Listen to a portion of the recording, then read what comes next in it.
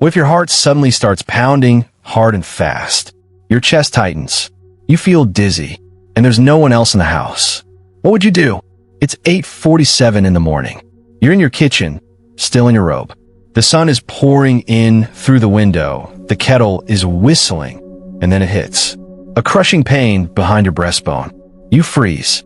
You're not sure if it's gas or something worse. But it keeps building. Your arm goes numb.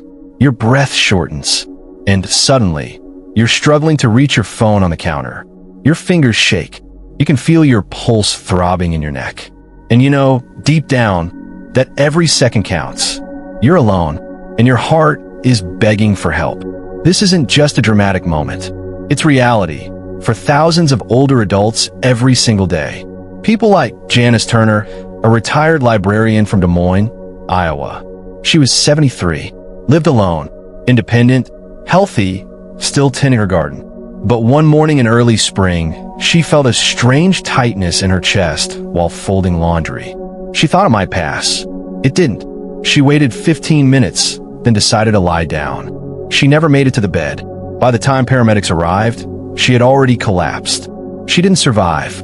Later, her daughter said, if she had called 911 sooner, if she had known the signs, maybe she'd still be here. Janice's story isn't unique.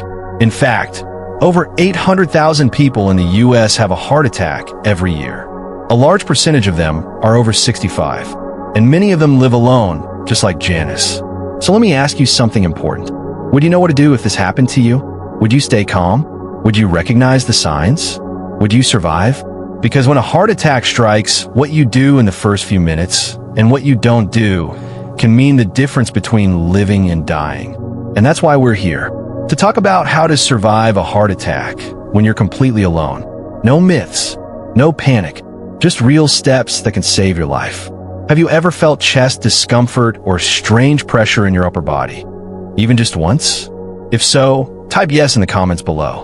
Or if this already has you nervous, type number 1. And let others know you're listening, just like they are. Because you're not alone in this. And if you're someone who cares about your health, or someone else's, go ahead and tap the subscribe button. It helps us bring you more life-saving knowledge like this. Quietly, simply, without noise. Just the truth. Now, before we get into the actual survival steps, let's take a moment to understand one thing. Why is this danger so real and so often overlooked, especially as we age? Why do people like Janice hesitate? Why do they wait? Why do so many never make that one phone call that could have saved them? Let's look at that next. Why do so many people wait? Why do they second-guess the pain? It's not weakness. It's not stubbornness. It's human. Most heart attacks don't look like the movies. There's no dramatic collapse. No screaming. Just a quiet pressure that builds. A tightening. Sometimes it feels like indigestion. Other times like a wave of fatigue. And especially for older adults, symptoms can show up differently. You might not feel sharp pain. You might just feel tired, or a little short of breath, or slightly nauseous. You might think you're just dehydrated, or that you didn't sleep well. That's what happened to Robert Langley, a 68-year-old widower in Phoenix. He felt dizzy one afternoon, a little sweaty, no chest pain, no dramatic symptoms. He thought maybe it was the heat, so he drank some water, turned on the fan, and sat down. By the time he stood up again, he collapsed. Robert survived, but only because a neighbor happened to knock on his door minutes later. He was rushed to the hospital, where doctors confirmed a heart attack.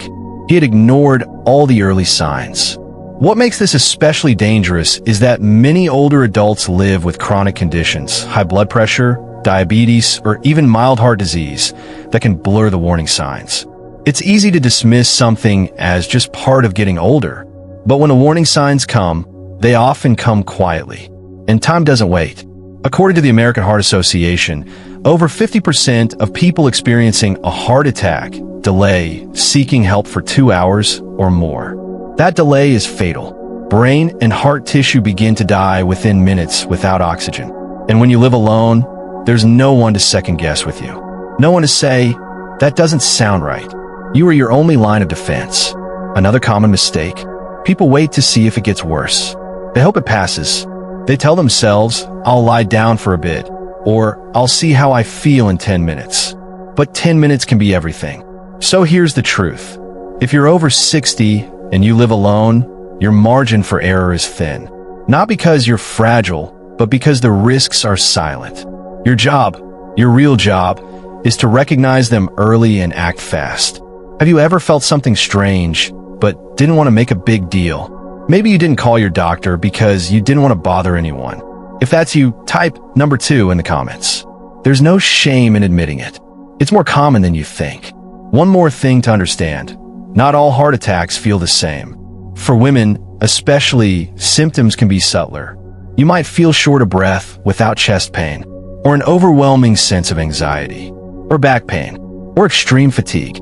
That's why stories like Patricia Gomez, a 71-year-old retired nurse, are so important. She felt fine that morning, went for a walk, made her coffee, but suddenly, she felt pressure between her shoulder blades, a burning inner jaw, no chest pain, no numb arm, but she knew something wasn't right. Because of her training, she didn't wait. She called 911 immediately. When the ambulance arrived, her EKG showed a massive blockage in her left artery. Doctors told her if she'd waited even 20 minutes, she wouldn't have survived. Knowing what to look for and knowing when not to wait saved Patricia's life. It could save yours too. That's why everything we're about to walk through matters. These aren't theories. These are real steps backed by doctors and real people who've been there. But before we move into the action plan, let's do one more thing. Take a moment. Imagine yourself in that moment again, in the kitchen or in the living room or lying in bed, and the signs begin. Would you hesitate? Would you panic? Would you remember what to do? Because by the end of the next section, you won't have to wonder anymore. You'll have a clear, step-by-step plan. If you haven't already, tap that notification bell so you don't miss what's next. It can make all the difference when it matters most. Now let's get to what you can actually do, step by step. If you ever find yourself alone and you feel the warning signs coming. Step 1, acknowledge it. Don't dismiss it. If you feel sudden pressure in your chest, tightness, shortness of breath, sweating, or an odd sense of dread, stop what you're doing. Sit down. Recognize that this could be serious. Your mind may tell you it's nothing. Don't listen to that voice. This is what almost cost George Whitman, 72, his life. He felt a heaviness in his chest while watering the garden. Instead of going inside, he told himself he just needed a break. By the time he finally dialed 911, he was barely conscious. He survived, but only just. Don't make the same mistake. If you've ever brushed off symptoms before, type number 3 in the comments. Step 2. Call emergency services immediately. In the US, that's 911. In the UK, it's 999. Wherever you live, memorize your emergency number. And don't wait for the pain to get worse. Don't call a friend. Don't call your doctor's office. Call for an ambulance. Why? Because emergency responders can begin treatment the moment they arrive. And if your condition gets worse on the way to the hospital, they have the equipment to keep you alive. Step 3. Unlock your door. If you're able, get up and unlock your front door. That small action could save precious minutes. Paramedics won't have to break in or wait. They can get to you right away. This saved Linda Chun, 67, in Los Angeles. She managed to unlock her front door before collapsing by the stairs. Paramedics arrived 4 minutes later and got her stabilized fast. Her doctor later said, "Those 4 minutes made the difference." If you live alone, keep your keys close by, always. Step 4. Take an aspirin, but only if it's safe for you. Chewing 1 regular strength aspirin, around 325 milligrams, during a suspected heart attack can help thin the blood and slow the clotting. But there's an important catch. Do not take aspirin if you have a history of internal bleeding, ulcers, or if your doctor has advised against it. If you're unsure, talk to your doctor now, before crisis. If you've never heard this tip before, type number 4 in the comments. Step 5. Try to stay calm and breathe. This may sound simple, but it matters. Panic makes things worse. It increases your heart rate, raises blood pressure, and makes breathing harder. Focus on your breath. In through your nose, out through your mouth. Count if you have to. Focus on staying conscious. Daniel Ruiz, a 70-year-old retiree in Florida, credits his survival to staying calm. He felt the crushing chest pain, called 911, took aspirin, then laid on his side and breathed slowly, counting each exhale. When medics arrived, he was alert and stable. Step 6. If you lose consciousness and you're trained, try coughing sharply. Now, this one's controversial. It should never replace calling 911 or taking aspirin. Some cardiologists say that forceful coughing, repeated every 2 seconds, can help keep your blood flowing if your heart goes into a dangerous rhythm, but only for a short time. It's not a cure, and it only applies in very rare, specific cases. So don't rely on this, but it's something to discuss with your doctor. Step 7. Make a habit of preparation. We'll go deeper into this in the next part, but let me plant the seed here. Don't wait for the moment to prepare. Set yourself up now. Keep your phone charged and within reach. Store emergency contacts on speed dial. Write down your medical history in one place, easy to find. Tell a neighbor you trust how to help you in case of emergency. Preparation is not paranoia. It's self-respect.